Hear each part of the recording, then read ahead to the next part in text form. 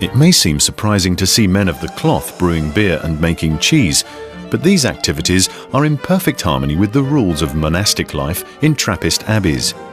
In fact, Trappist monks dedicate their lives to serving God and split their time between prayer, study, and work.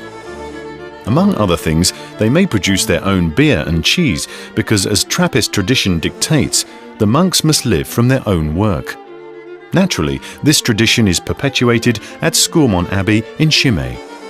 In the summer of 1850, a group of monks from St. Sixtus Abbey in West Vlietteren established themselves on the high Skourmont Plateau next to the town of Chimay, on land given to them by the Prince of Chimay. They worked hard to transform the poor soil into fertile agricultural land. In 1862, brewing started and the first Chimay beer was produced. It was logically named La Première, the first, and still exists today under the better-known name Chimay Rouge. With its brewery, dairy, hostel and other activities, Chimay Abbey has become a large employer in the region. Only 7 beers in the world, 6 of them Belgian and 1 of them Dutch, are able to call themselves Trappist beers. This label means that they're brewed inside a Trappist monastery under the supervision of the monks, and that a substantial slice of the profit is redistributed to help those in need. The main ingredient in beer is barley, which is partially germinated, dried and roasted. It's then known as malt. The colour of the malt becomes darker as the barley is roasted for longer. The malt is ground and then mixed with pure abbey water in a vat known as a mash tun. This mixture is brought to various different temperatures at set intervals to enable enzymes to transform the starch into fermentable sugar. It then has to be filtered to separate the spent grains, the husk and residue, from the liquid. At this stage, the liquid is not yet called beer but wort. The spent grain is used as cattle feed by neighbouring farmers. The wort is then boiled, and it's at this point that the hops are added.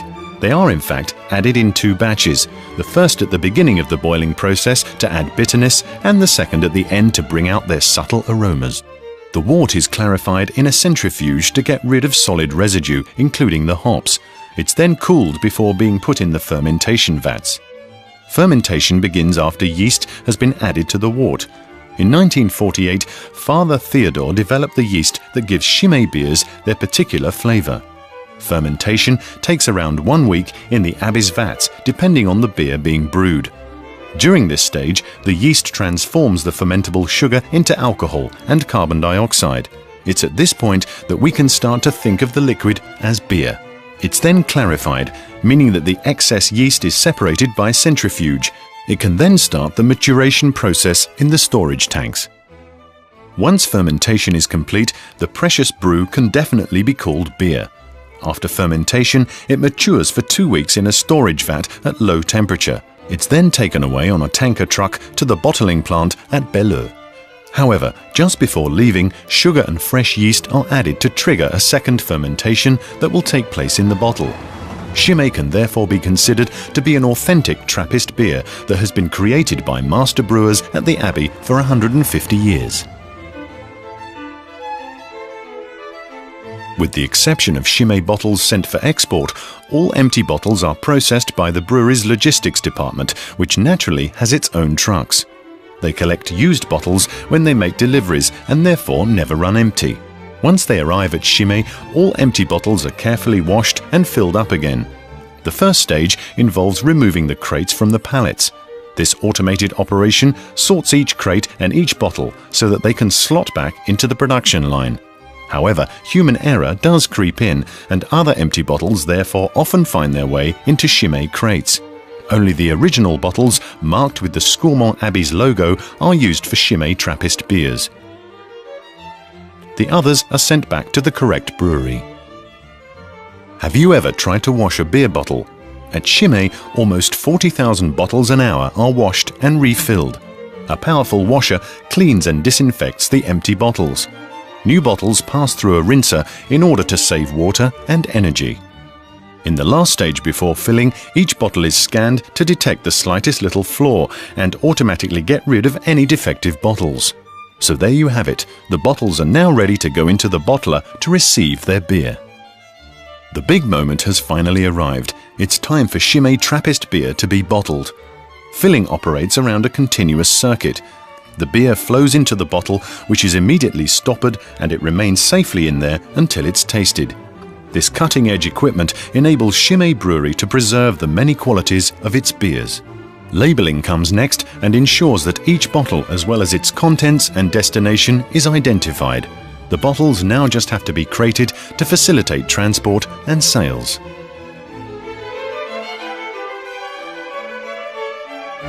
Crates of Chimay beer are not sent out straight away. There's a final stage known as bottle re-fermentation, which is made possible by the sugar and yeast present in the beer. The crates are stored for a minimum of 21 days in Chimay's cellars at a stable temperature and humidity, which provide optimal conditions for this re-fermentation. Chimay Trappist beer therefore acquires a little more alcohol and its special sparkle. As soon as this stage is complete, the beer is finally ready to be tasted. A large proportion of Chimay Trappist beer is reserved for export, meaning that you can savor your Chimay in Paris and Rome, and as far afield as New York, Tokyo and Buenos Aires. Several countries receive crates, but for long-distance export, Chimay is sent in boxes. Some bottles are therefore repackaged after leaving the cellar. They're then ready to be sent off around the world so that the beer connoisseurs can enjoy them. Father Theodore isolated the yeast cells and developed them selectively in the laboratory as far back as 1948. It took him 2 years to select the yeast that would give Chimay beer its distinctive taste. Chimay still has its laboratory, but the tools have changed beyond all recognition. Thousands of microbiological tests are carried out in order to guarantee Chimay beer's consistent quality and taste. The main tests relate to raw materials such as water, malt and hops, the quality of the beer during the brewing process, fermentation and bottling, as well as how well the head holds. However, the mainstay of the quality control process takes place outside of the laboratory and relies on human expertise. Our specialists taste and assess samples every day before the beer is sold. Mouthfeel, aroma and smoothness are all evaluated by their expert palates. Chimay Red is unquestionably Chimay's flagship beer because it was the first of 3 beers to be brewed in the Abbey in 1862. At the time, it was offered only in corked 75 centilitre bottles. A 33 centilitre version was created in 1948. Chimay Red is copper-coloured with gentle apricot flavours, hints of chocolate and a deliciously refreshing bitterness. It should be savoured at cellar temperature. Chimay Triple is an amber blonde beer. It's the Abbey's newest beer and can be recognised by its white cap. It was created in 1966 by the Reverend Father Theodore. It also comes in a 75 centilitre bottle under the name Sac Saint. It's golden in colour and manages successfully to combine smoothness and tartness. It should be served between 6 and 8 degrees Celsius. Chimay Blue has the strongest personality. It was first brewed as a Christmas beer, but due to its success is now brewed all year long. It comes in a 75 centilitre bottle with the name Grande Réserve.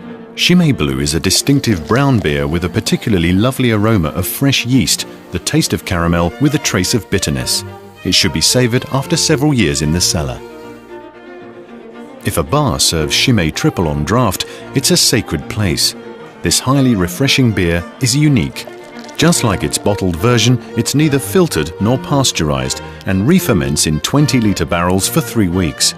It's a perfect aperitif beer and should be served in the Chimay 25 centilitre chalice glass.